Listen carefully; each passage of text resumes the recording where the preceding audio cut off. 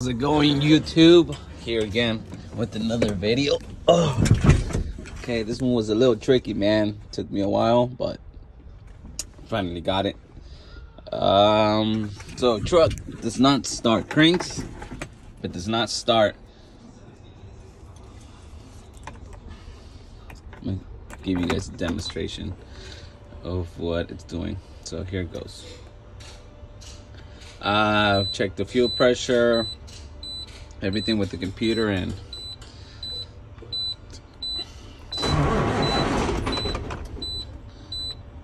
that was a bad example. Give me a second. And it turns off. Yep, that's what it's doing, but we finally saw what the problem was. I do remember a while back ago they had brought this truck to me, and I saw turbo problems. It was some codes for the VGT, and I really didn't pay attention to it until right now that I saw that it was jammed. So I did replace the fuel filters. I replaced the oh, and I disconnected the muffler too. Muffler is disconnected because I've had a couple of times where the filters are clogged up with soot, and so I did that. Still no start. At the end, today's Monday, I came and I was like, okay, I'm gonna inspect the vanes on the turbo, so maybe they're. Then I did remember that I had some codes. This was like maybe 3 months ago. No, I think this was like a year ago. I was getting codes like that, and I remember about it. So jammed completely. High pressure, good. Whenever I crank it, gives me about 7,000. Replace the fuel filters. I inspected the pressure too, the low fuel pressure as well. It was giving me over like 70 something. I believe it was like 100. So I know the pressure was good. They brought it to me because some mechanic, and they told me like, oh, replace the fuel pump. I replaced the fuel pump, but that's because somebody else had already diagnosed the truck, and so they erased the codes. They erased everything, and so in my head I was like, okay, it doesn't want to start because it's a fuel pump.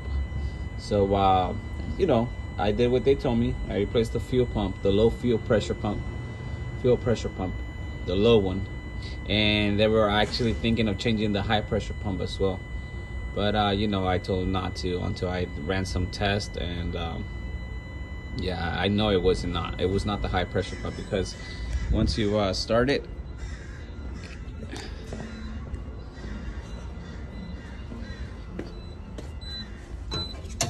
once you crank it, I can see the fuel pressure going up really high. So I'm gonna give you a little demonstration. Data monitor. I'm sorry, guys. My wife is texting me. I ate her food. All right. So hard start. Look at fuel pressure.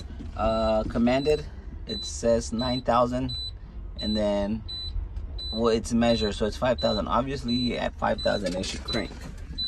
You know, and it's holding the pressure, so it cannot be a relief valve. It cannot be injectors because it's holding the pressure. It doesn't drain like some of them do. So, so if you crank it, you're gonna see it go up.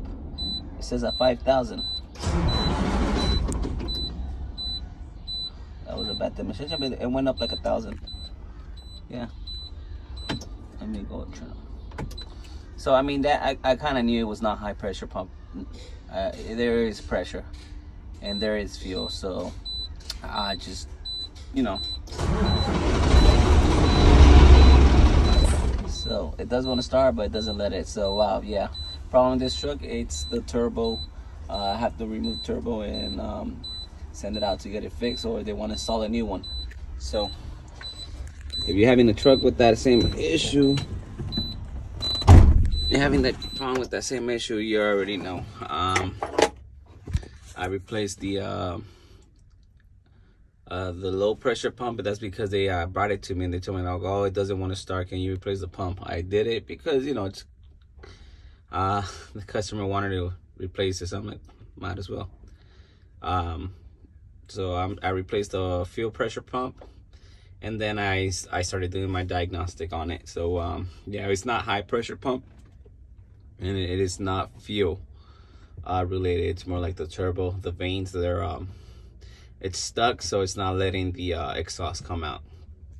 I did remove the muffler as well, because I know the muffler, sometimes the filters get clogged up with soot, so it will not let it start. I had one like that. Well, I actually had like a couple of them with that problem, but it was not that. And today, it was Monday, you know, I had a long weekend, and I, you know, I was like, okay, I'm gonna do that. I drank the coolant, and then I removed the VGT, and sure enough, the turbo is jammed. So if you guys having any problems with the